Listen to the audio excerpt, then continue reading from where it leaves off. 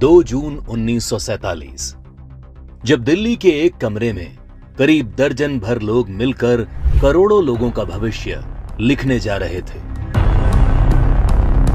करीब 1.5 दशक से मुस्लिम लीग जिस पाकिस्तान की रट लगा रही थी, वो आज कागजों में उनके सामने सच होने जा रहा था। सिर्फ 2 हफ्तों में भारत के खंडित होने की योजना पर मोहर लग गई। भगवान राम के बेटे लव का बसाया लाहौर, ढाकेश्वरी माता का तीर्थ ढाका, गुरु नानक देव जी का जन्म स्थान ननकाना अब 2 टुकड़ों में बंटने जा रहा था।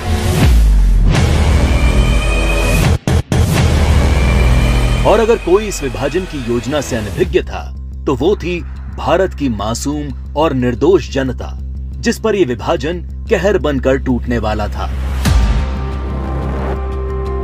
1947 को अंग्रेजों द्वारा किया विभाजन देश का पहला विभाजन नहीं था।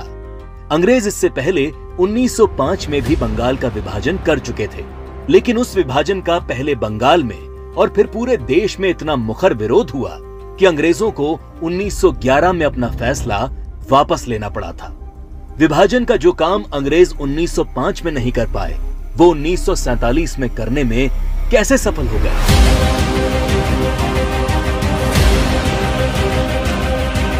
तो जो बात 1905 के बंगाल को 1947 के भारत से अलग बनाती है, वो है कांग्रेस पार्टी, मुस्लिम लीग और भारतीय कम्युनिस्ट। 1905 में बंगाल विभाजन के विरोध के बीच ही 1906 में मुस्लिम लीग का जन्म संयुक्त बंगाल के ढाका में हुआ।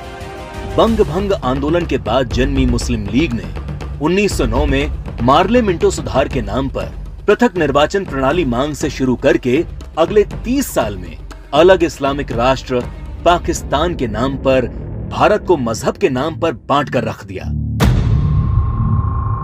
1920 के तुर्की के खलीफा के समर्थन में चलाए गए कांग्रेस के खिलाफत आंदोलन ने मुस्लिम कट्टरपंथियों को यकीन दिला दिया कि वे अपनी गैर जरूरी मांग पर भी कांग्रेस के नेतृत्व को मना सकते हैं। इसके बाद 1930 में अल्लामा इकबाल ने पहली बार मुस्लिम लीग के अधिवेशन में अलग इस्लामिक राष्ट्र की रूपरेखा रखी। इकबाल की कल्पना के इस अलग इस्लामिक देश के लिए पाकिस्तान नाम सबसे पहले चौधरी रहमत अली ने प्रयोग किया।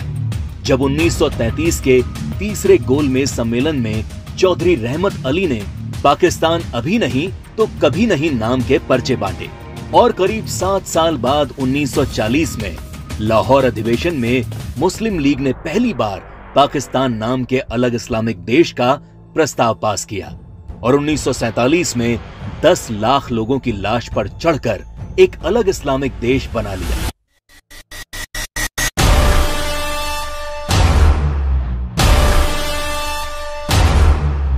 और जिस भारत ने 1905 में बंगाल का विभाजन नहीं होने दिया, वो भारत 1947 में भारत विभाजन नहीं रोक पाया, क्योंकि कांग्रेस के जिन नेताओं पर लीग के सामने खड़े होने की जिम्मेदारी थी, उन्होंने अंत समय में बिना भारत के लोगों को विश्वास में लिए विभाजन का प्रस्ताव स्वीकार कर लिया। देश तोड़ने के इस खेल में एक हिस्सा भारत के कम्युनिस्टों ने भी निभाया, जब कम्युनिस्ट नेताओं ने भारत को 14 राष्ट्रों का समूह बताते हुए भारत विभाजन को मुस्लिम राष्ट्र के आत्मनिर्णय का अधिकार बता दिया। साल 1945 में अग्रणी कम्युनिस्ट सिद्धांतकार कॉमरेड जी अधिकारी ने मुस्लिम लीग की मांग को न्याय संगत बताते हुए एक थीसिस दी। उनके शब्दों में 1940 से कम्युनिस्ट पार्टी ने यह देखना शुरू कर दिया कि तथाकथित सांप्रदायिक समस्या वास्तव में बढ़ती राष्ट्रीयताओं की समस्या है, जिसे आत्मनिर्णय के अधिकार के माध्यम से हल किया जा सकता है। यदि हम इसके प्रगतिशील सार को देखें, तो पाकिस्तान की मांग वास्तव में पंजाब, पठान, सिंध, बलूचिस्तान और पूर्वी प्रांतों की मुस्लिम राष्ट्रीयताओं के क्षेत्रों के आत्मनिर्णय के अधिकार की मांग है। जब देश का विभाजन हकीकत बनना तय हो गया, तब सर रेडक्लिफ को भारत और पाकिस्तान की सरहद तय करने की जिम्मेदारी सौंपी गई। रेडक्लिफ इससे पहले कभी भारत नहीं आए थे। उन्हें भारत की सांस्कृतिक विरासत, सभ्यता, मूल्यों, तीर्थों के विषय में कोई जानकारी नहीं थी। 3 सप्ताह में तय कर लिया गया कि कौन सा हिस्सा पाकिस्तान कहलाएगा और कौन सा हिस्सा हिंदुस्तान।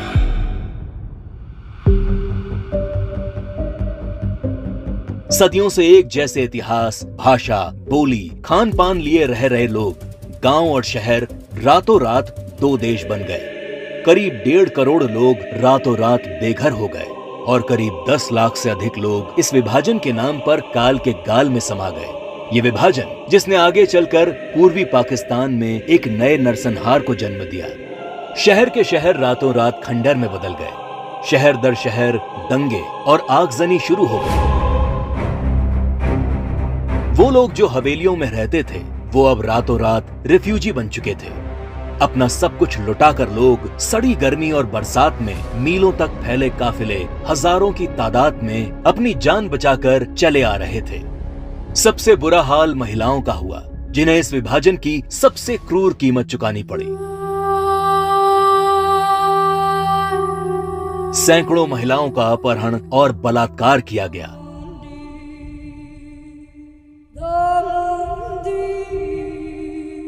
उन्नीस 1940 के दशक में भारत की ही भांति नरसंहार झेलने वाले यहूदियों की विभीषिका को आज पूरा संसार जानता है। 27 जनवरी को आज पूरा विश्व होलोकास्ट दिवस के तौर पर मनाता है। लेकिन इस विभाजन की कभी न भूली जा सकने वाली त्रासदी को भारत की ही पूर्व की सरकारों ने कभी याद करने की कोशिश नहीं की।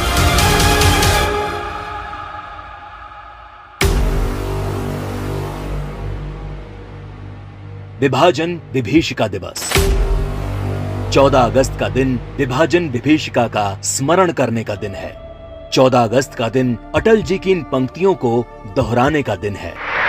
तुम दूर नहीं खंडित भारत को पुनः अखंड बनाएंगे, गिलगित से गारो पर्वत तक आजादी पर्व मनाएंगे। उस स्वर्ण दिवस के लिए आज से कमर कसें, बलिदान करें। जो पाया उसमें खो न जाएं, जो खोया उसका ध्यान करें, जो खोया उसका ध्यान करें।